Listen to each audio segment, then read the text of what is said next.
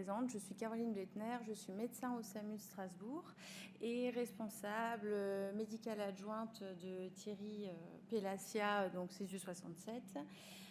Et j'ai réalisé un travail dont le but était d'explorer la motivation des professionnels de santé à s'inscrire à une formation de formateur, donc sous la direction du docteur Anne Weiss et avec les précieux conseils de Thierry Pélassia. Alors, je vais passer un petit peu rapidement puisque Ralil a fait un petit topo déjà sur la motivation et je ne ferai pas mieux. Mais pour expliquer pour quelles raisons je me suis intéressée à ce travail-là, c'est que finalement, en tant que soignant, moi je suis médecin, mais je pense que c'est la même chose pour toutes les professions médicales et paramédicales, c'est qu'on apprend notre métier dans les livres, à la faculté, à l'école, mais ce sont des métiers qui prennent tout leur sens quand on est au contact des professionnels de santé, qui théoriquement ont deux qualités, ils sont aguerris et ils sont pédagogues.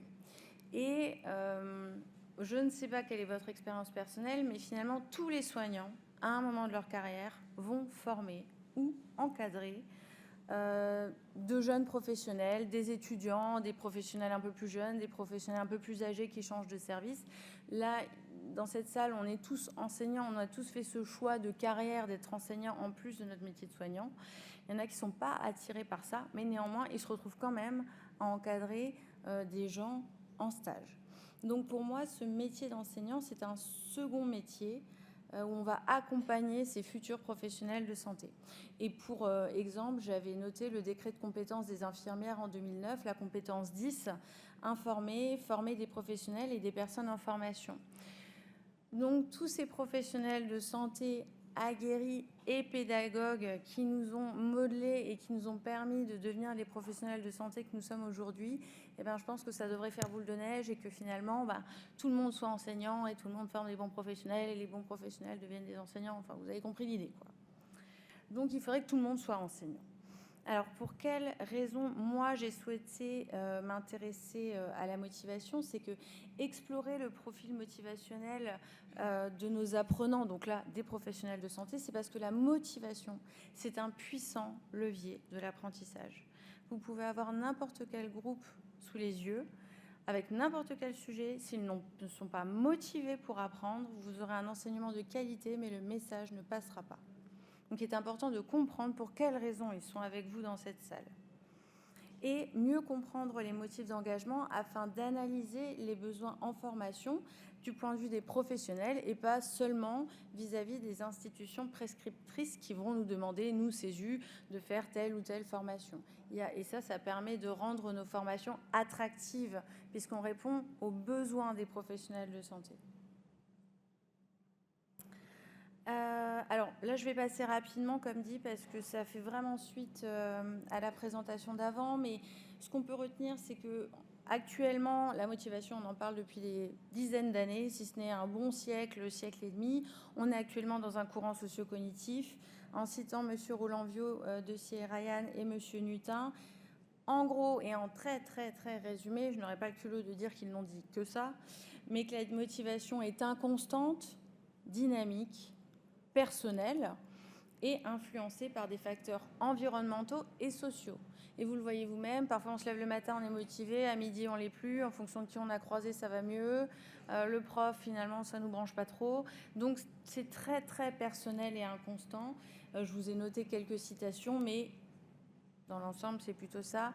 Je ne connais pas de personne motivée de 7h du matin à minuit le soir, ou alors vous me le présentez, ça me donnera le moral. Mais voilà, pour expliquer un petit peu que la motivation, c'est quelque chose de très personnel. Et moi, j'ai décidé de m'intéresser à la motivation des professionnels de santé qui s'engagent en formation de formateur. C'est-à-dire que ce n'est pas pendant la formation, ce n'est pas après la formation, c'est quand ils sont inscrits, mais qu'ils n'ont pas encore commencé ce premier jour de formation.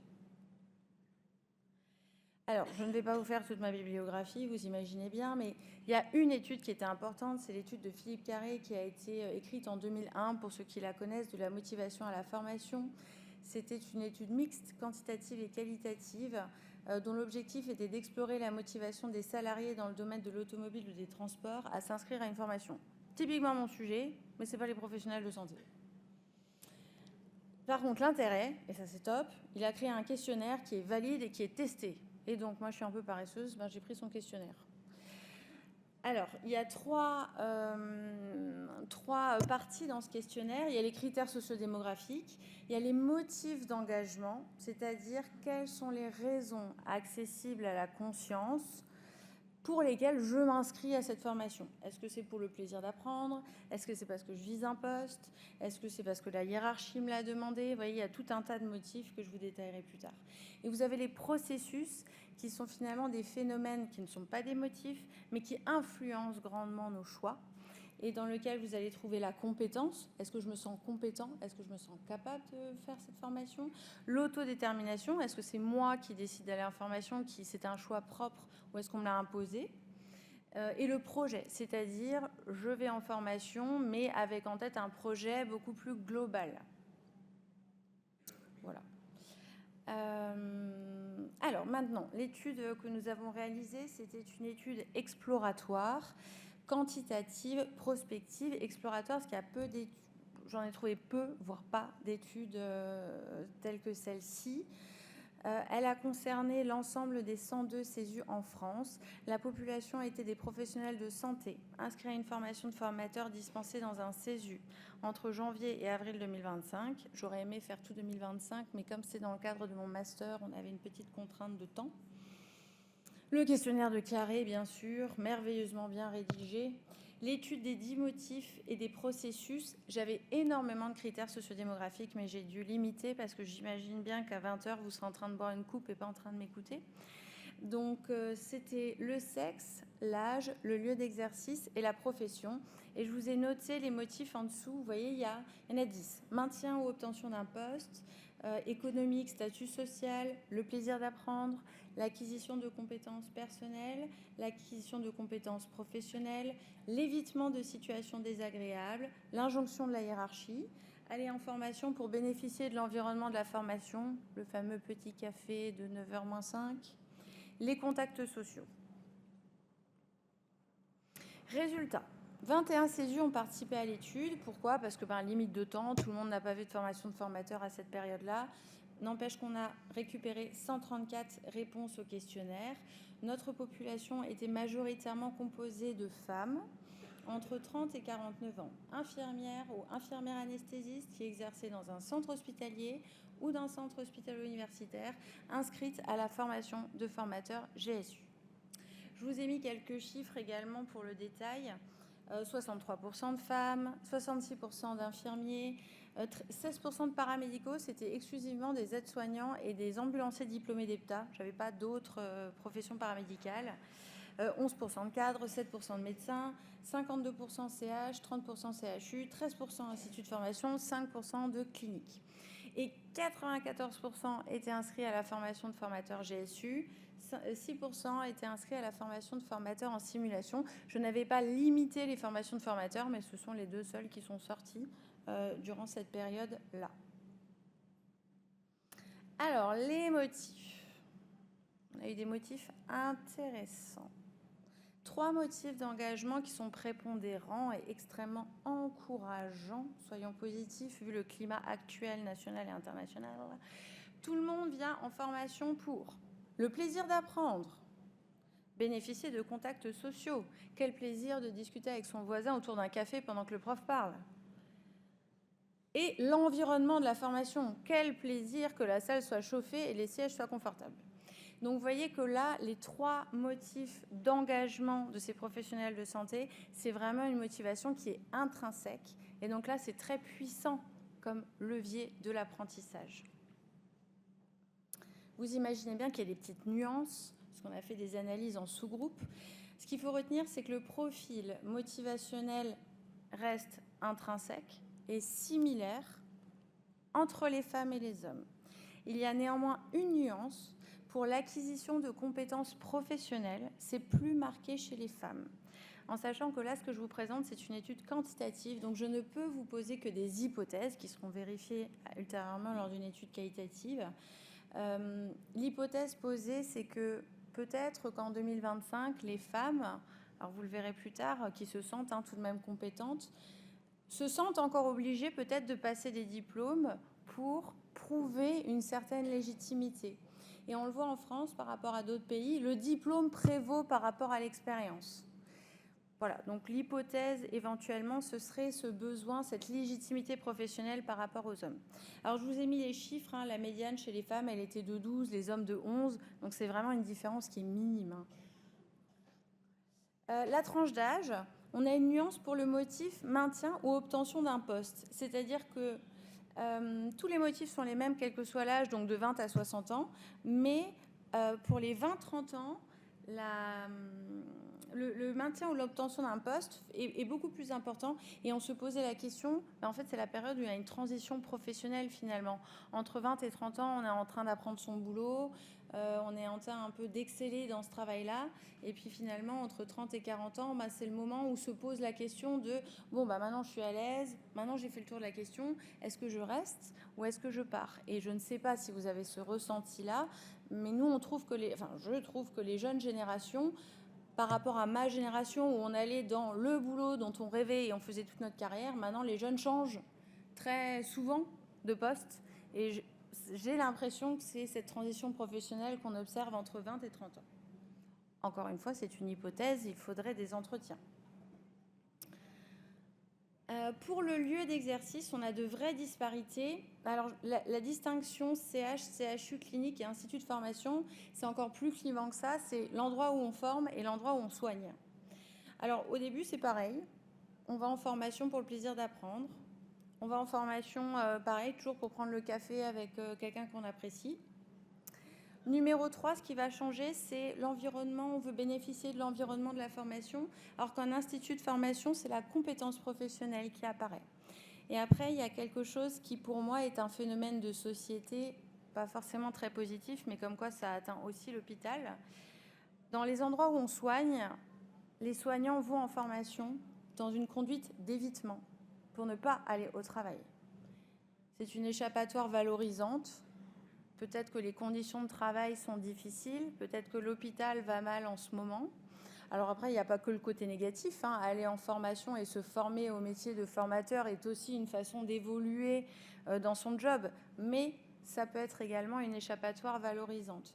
Ce que vous ne retrouverez pas dans les instituts de formation où les professionnels vont se former plutôt à l'injonction de la hiérarchie dans un contexte de politique institutionnelle.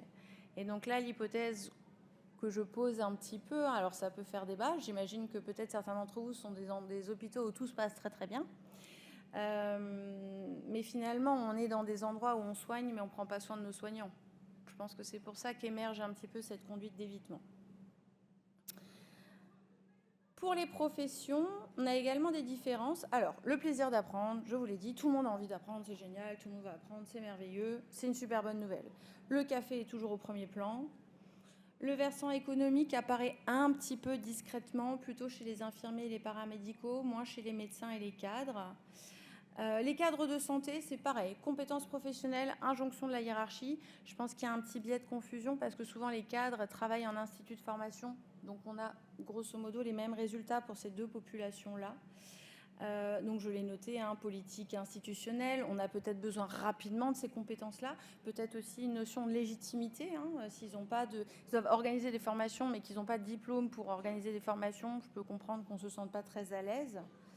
Et je vous l'ai noté en petit, vous voyez que l'injonction de la hiérarchie pour les médecins, les infirmiers et les paramédicaux, les directions finalement, n'insistent absolument pas auprès des soignants pour devenir formateurs. Alors que comme je vous le disais, pour avoir des futurs professionnels de santé qui soient à l'aise et efficaces dans leur métier, il faut des professionnels de santé aguerris et pédagogues.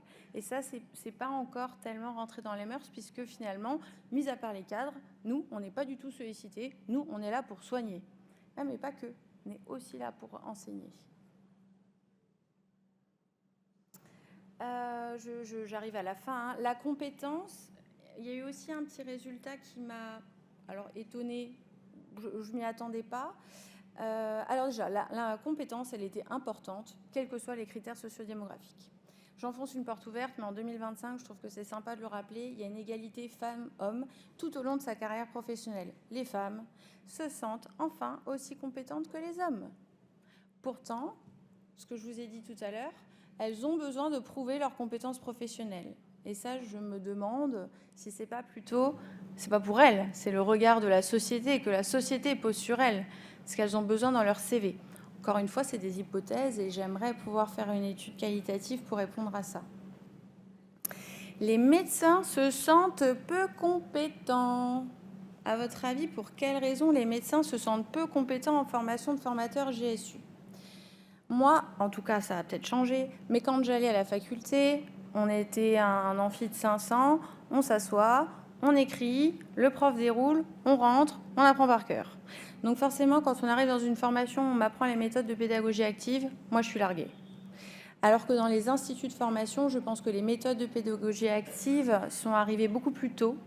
Et donc les paramédicaux qui se forment finalement pour devenir formateurs ont déjà, en tant qu'apprenants, pu appréhender ce type de formation, et donc ils se sentent moins perdus et se sentent plus compétents.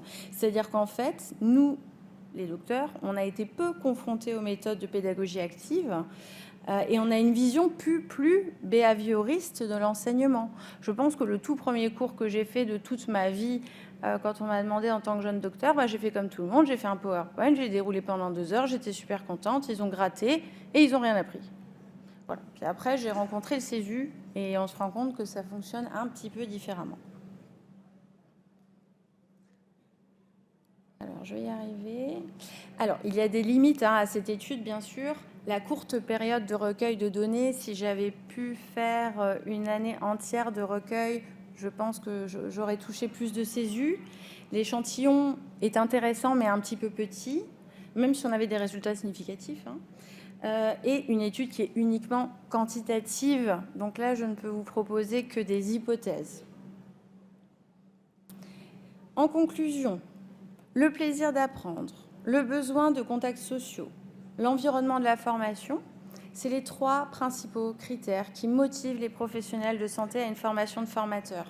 Donc ça, l'enseignant, il peut directement avoir une influence là-dessus. Le besoin de contacts sociaux, ça va être l'ambiance que va donner l'enseignant. C'est pas la peine de ramener une boule à facettes, mais c'est l'ambiance que va donner l'enseignant à sa formation. L'environnement de la formation, ça on l'a tous appris, la salle est prête, elle est allumée, le café est prêt, blablabla, vous le savez. On ne se pointe pas à 9h moins 5 échevelé en se disant je suis pas prête. Et le plaisir d'apprendre, ça vous allez le renforcer avec vos compétences de formateur. Donc vous pouvez avoir une influence sur leur motivation. C'est des résultats qui sont encourageants parce que c'est une démarche qui est personnelle et une motivation qui est intrinsèque. Et même pour des gens qui vont aller en formation par des conduites d'évitement, vous allez quand même leur donner envie de continuer. L'égalité femmes-hommes, moi j'aime bien, on la met à toutes les sauces, c'est très bien, on continue comme ça. Et la diversité des motifs, selon le lieu d'exercice et la profession, et ça c'est quand même en adéquation avec des phénomènes de société. Je mets un peu les pieds dans le plat, mais l'hôpital qui va pas très très bien, voilà, on va pas détailler, mais il y a quand même des phénomènes de société qui traversent aussi l'hôpital, et finalement on n'est pas que soignants, on est des êtres humains avant tout, et donc on est touché par ce genre de choses et ce qui se passe en dehors de l'hôpital. Et puis en 2026, ce que j'aimerais, c'est explorer les motifs, et donc tout ce que je vous ai dit là, avec une étude qualitative et pouvoir revenir dans 2 ans et vous dire « Ah, vous savez, tout ce que je vous ai dit, c'était faux. » Voilà. Mais peut-être que ce sera vrai. On verra.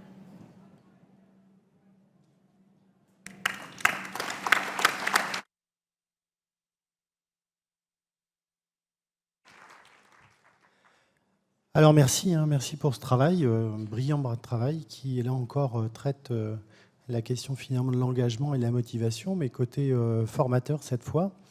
Moi j'ai quand même une question à te poser qui me taraude depuis que j'ai eu ton travail depuis maintenant quelques semaines. Non, t'as pas à avoir peur, non, du tout. Un jour j'ai prêté serment, et j'ai prêté un serment devant... alors, ça fait un peu vieux jeu, si tu veux, l'être suprême. Et en tout cas, j'ai pris l'engagement. Je suis parti d'une notion que finalement, je n'étais pas propriétaire des connaissances que je recevais de mes maîtres, d'accord, ni même des compétences que j'allais acquérir. Mais par contre, j'avais une responsabilité Et cette responsabilité, c'était de transmettre. Et donc est restée toujours finalement dans ma tête l'idée de dire que quand je serai face finalement à des jeunes collègues, jeunes confrères, des paramédicaux, mais aussi finalement le patient, dans le cadre d'une éducation thérapeutique, je devais finalement transmettre. Je me devais, avec le terme « devoir », transmettre. Qu'est-ce que tu en penses ? J'en pense que c'est bien. Non, c'est pas en quoi c'est bien. En quoi c'est bien ? Alors, en quoi c'est bien ? Non, je pense que c'est effectivement quelque chose qui est important parce que là, je réponds avec, pareil, ma vie personnelle. Moi, j'ai fait la faculté de médecine. J'ai l'impression d'avoir compris ce que j'avais appris au moment où j'ai été à l'hôpital et où j'ai rencontré des gens qui m'ont expliqué toutes ces connaissances-là. Donc oui, pour moi, c'est une partie qui est indissoluble de notre métier de soignant. La seule chose, c'est il faut avoir les clés pour pouvoir le faire correctement et avoir le plus d'impact possible. Moi aussi, même en tant que jeune médecin, j'ai encadré des plus jeunes parce que par hasard, on est posté en doublure avec un externe, on est posté en doublure avec un interne. On fait au mieux, mais finalement, après, quand on se forme en tant que formateur, on se rend compte que le au mieux, il n'était pas si bien que ça. Et donc, on a moins d'impact que ce qu'on aurait voulu. Mais je trouve ça extrêmement important Je trouve ça extrêmement important de partager nos connaissances. Et parfois, il y a des choses qu'on n'apprend pas dans les livres. Beaucoup de choses, d'ailleurs, qu'on n'apprend pas dans les livres. Beaucoup. Moi, je suis rassurée sur une partie quand je t'entends. Alors, je ne sais pas si Céline Perrin, elle est par là. Mais donc, les gens s'inscrivent à la formation, surtout pour l'environnement. C'est ce que tu dis. C'est un des trois, c'est le troisième. Voilà. Donc, motif. Du coup, je comprends pourquoi le docteur Perrin me demande depuis 3 ans une machine à café au CJ06 et que c'était quelque chose qui revenait à chaque fois. Je ne comprenais pas, mais en fait, maintenant, je viens de comprendre l'importance. Du coup, je vais bien prendre une commission sur la machine à café. Du coup. Ah oui, j'ai bien compris l'importance de ça. Non, il y a quelque chose qui m'a frappée, c'est le 7% de médecins. Très peu de médecins, effectivement. Alors, est-ce que c'est parce que tu n'as pas eu beaucoup de réponses des médecins ou est-ce que finalement, il y en a quand même très peu qui s'inscrivent à cette formation ? Et donc, ma deuxième question est, parce que tu l'as très bien dit, tous les médecins, pendant toute notre carrière, on va devoir transmettre. C'est comme ça, c'est notre rôle. Et on a un peu ce problème, les médecins, on pense toujours qu'on est très fort dans tout, peut-être comparativement au personnel paramédicaux, et on pense que comme on nous a appris, nous on est capable de le faire aussi, et donc ça nous intéresse peut-être pas, parce qu'on se sent compétent. Alors que ce que tu montres, c'est que les médecins qui font la démarche de s'inscrire se sentent pas compétents. Peu compétents. Ça, c'est un résultat qui m'a beaucoup surpris. Je m'y attendais pas. Comment tu penses qu'on peut améliorer ça ? Comment on peut amener plus de médecins à aller s'inscrire à ces formations d'AFGSU et à sauter le pas en se disant, les gars, en fait, venez, vous allez apprendre des choses. Alors, je pense qu'il y a une question de com, déjà. Et après, l'étape 2, c'est que je pense que les médecins ont peur parce qu'ils sortent de leur zone de confort et que c'est complètement idiot, mais je pense qu'ils ont peur de se sentir ridicules devant des collègues auprès de qui ils sont censés avoir le lead le reste de la semaine. Non, mais je suis désolée, je le dis comme je le pense. Et donc, c'est pas confort. Parce que si on faisait une formation de formateur GSU, il n'y a que des médecins, ils auraient moins les jetons. C'était ce que je me disais. Peut-être qu'à un moment donné, c'est peut-être pas la solution, mais c'est ce que je me disais. Je pense que il faudrait pas, mais peut-être qu'on aurait plus de gens. Mais je pense que c'est ça. Ils ont les chocottes. Tu avais une question ? Oui. Alors ma question, et si on reste dans ce sujet-là, est-ce que le problème, c'est pas cette verticalité de la transmission ? Oui. Alors ça, on le voit, alors je déborde un petit peu, c'est pas mon sujet, même si j'avais présenté autre chose à un colloque sur le leadership. Mais ça rejoint le leadership quand on dit...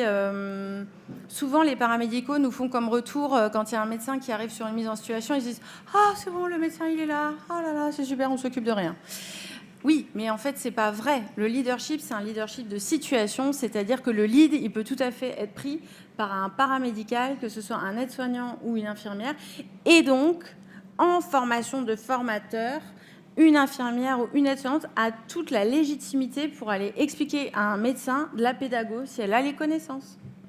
Mais ça, c'est une déconstruction qui va prendre beaucoup de temps. Merci beaucoup, Caroline.